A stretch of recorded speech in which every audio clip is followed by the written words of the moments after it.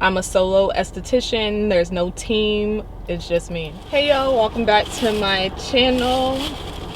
My name is Shakia if you are new here, and in today's video I'll be doing a mukbang style video because I'm too shy to film in front of anybody else, so didn't want to film in my salon suite.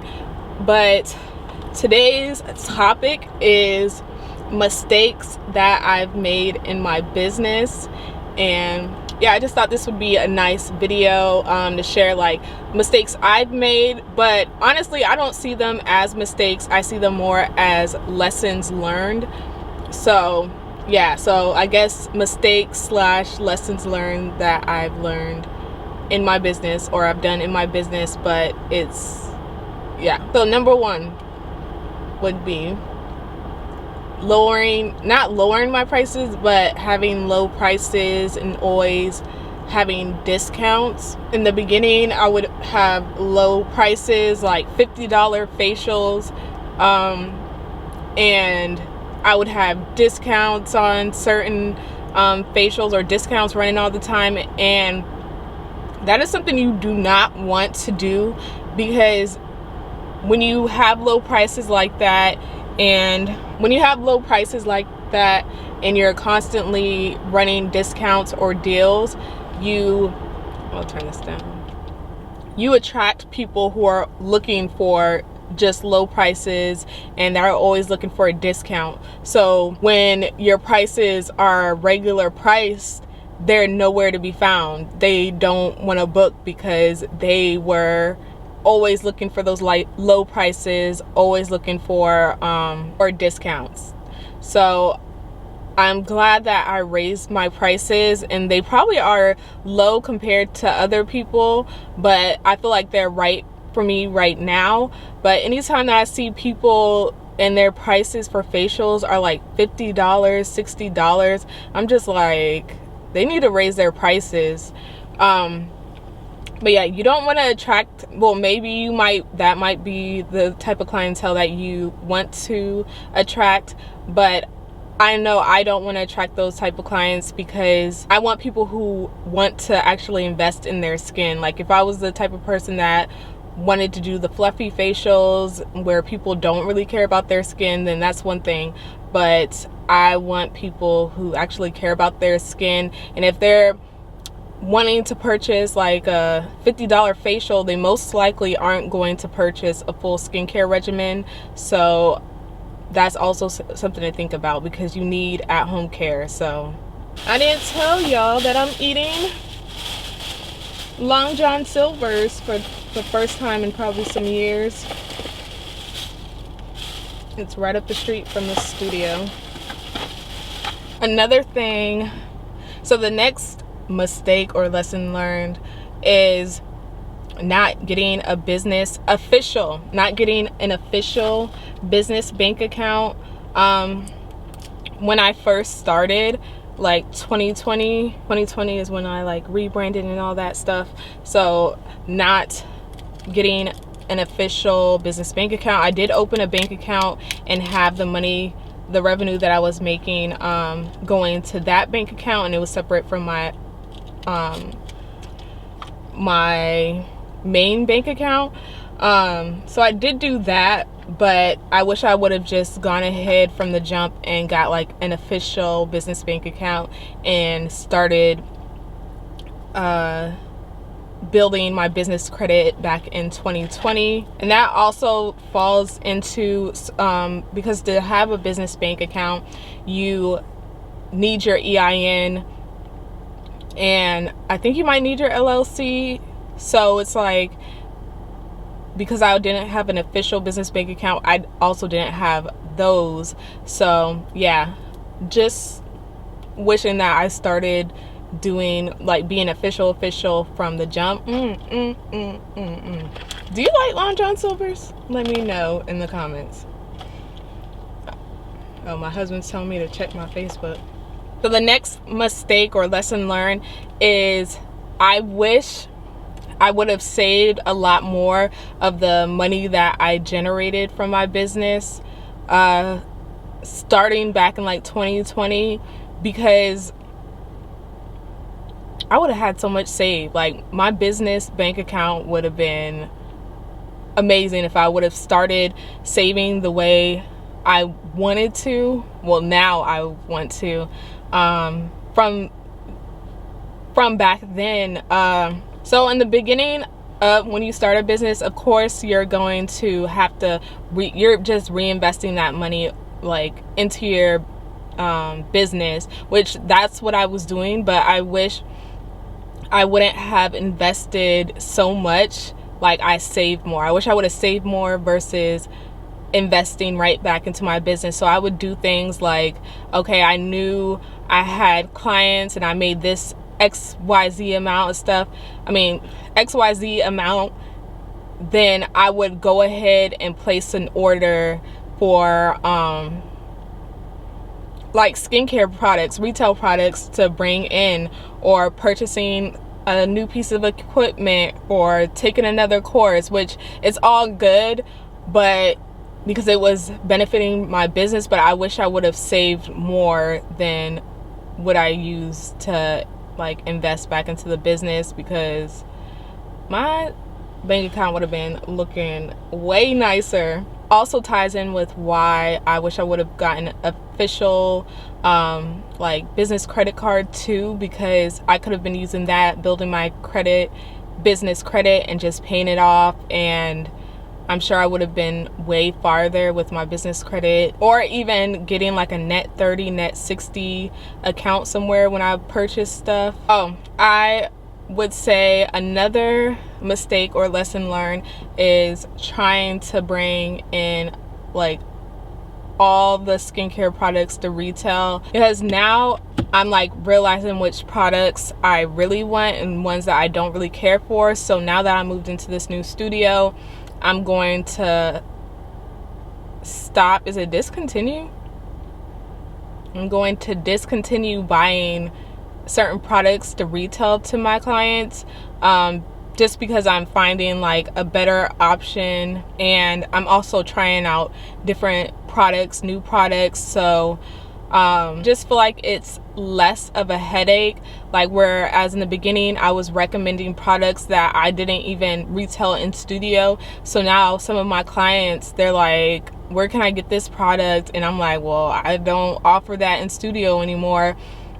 And it's like, wow, I introduced them to a product that they're actually loving, and I'm not even going to be bringing it back, have a different product. And so it's that type of thing. It's like, you don't have to recommend every product to your clients. I mean, recommend all the products to your clients. You don't have to bring in all the products to retail. So now I'm cutting back.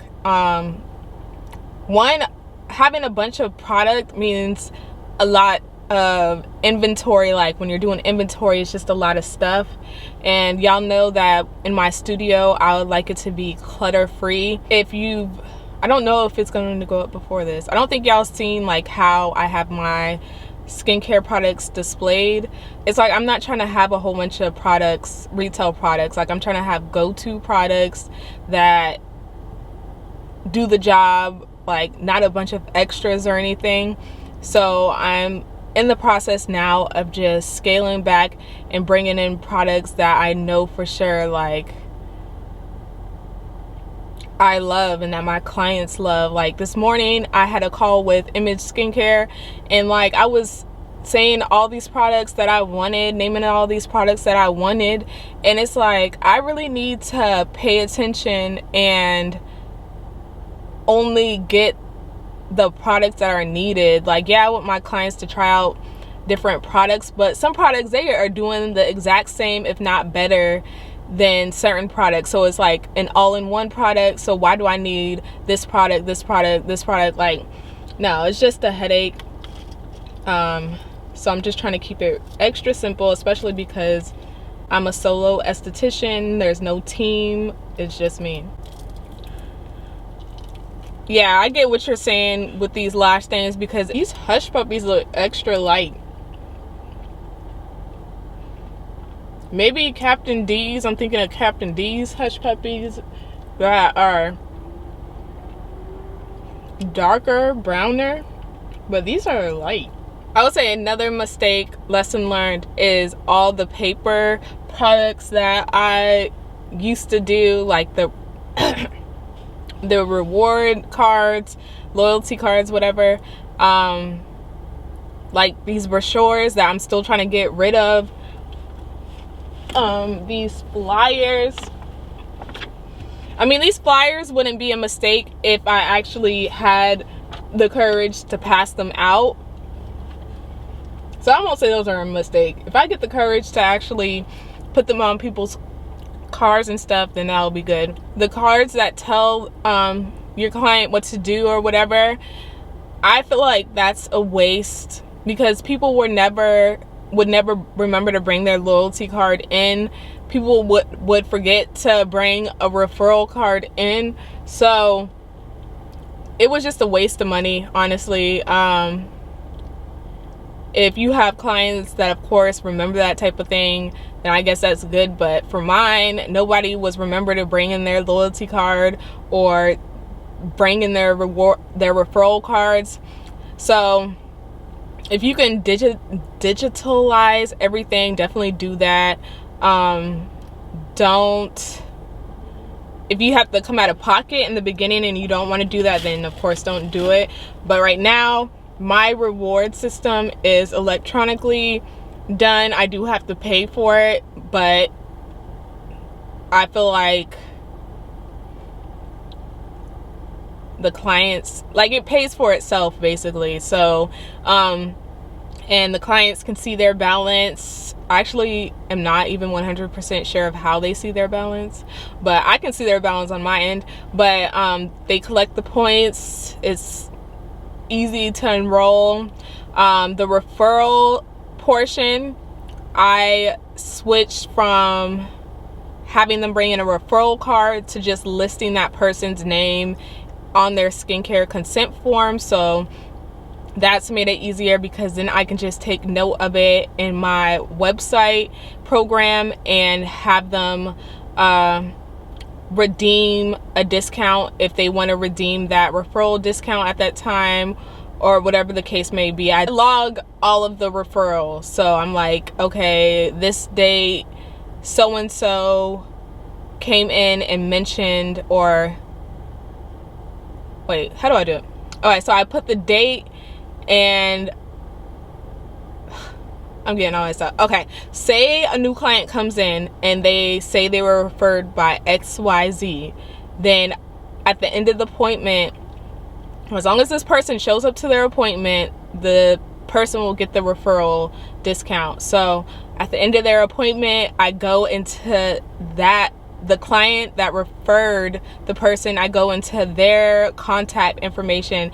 I list the date and said referred whoever the person is, and not redeemed. And when they come in for their next appointment, I just check the notes to make sure that they don't have like a referral left in there or something. And I ask, and if they do, then I ask, hey, did you want to use this referral, like this discount that you have in here for this referral for XYZ. And then it's also nice that it's digital, because I had a client actually contact me on Instagram, and she was wondering how much discount she had left, and I was able to just click on her name and screenshot what I had listed as her referrals. She's listed a few people. Well, she's referred a few people, so she actually has a few discounts, or a couple of discounts, and I just sent it right over to her so that she knows, like, the next time she books, she has those referrals.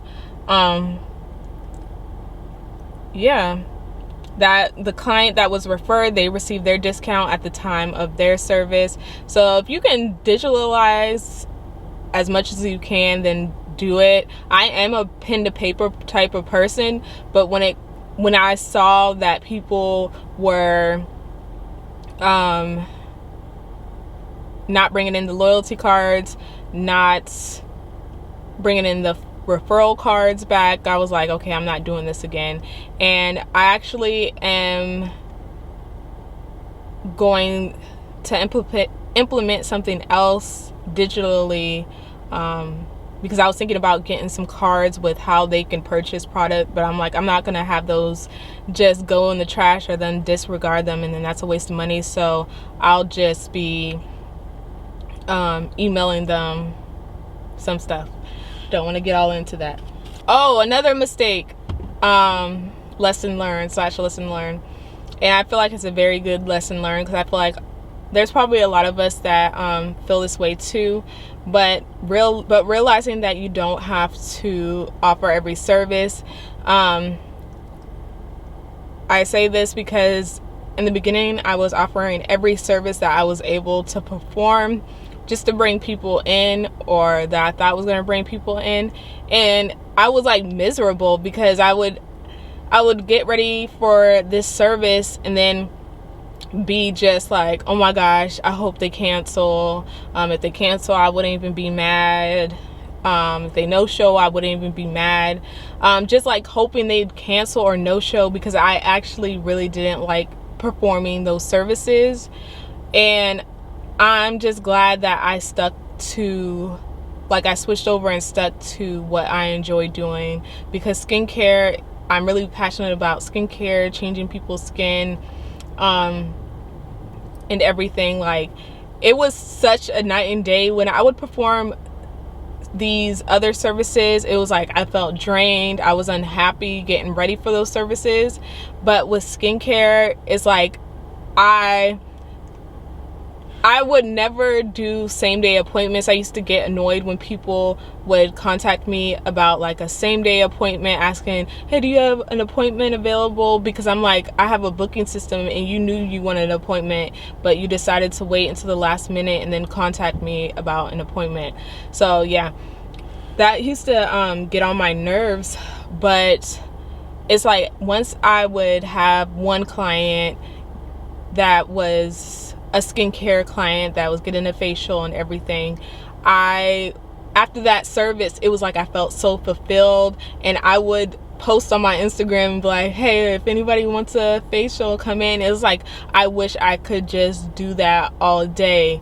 And I'm just glad I realized what I was passionate about, because yeah, I don't know, I just feel so fulfilled after performing a skincare treatment. My clients are bomb.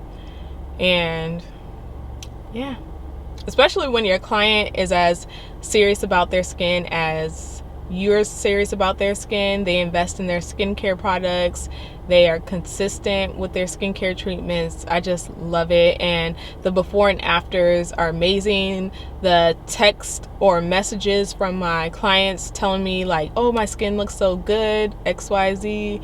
And yeah, I love that.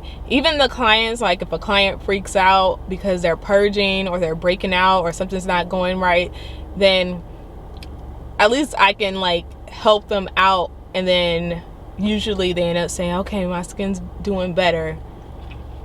But I think that's it that I have for this video. If I think of anything else, I'll film like a part 2 or something, but this was very spur of the moment. Like, I knew I wanted to film this today, but I also thought I was going to be in my salon suite filming. So yeah, I just left to get some food, and now I'm gonna finish eating and then go back in there and find what else I can do.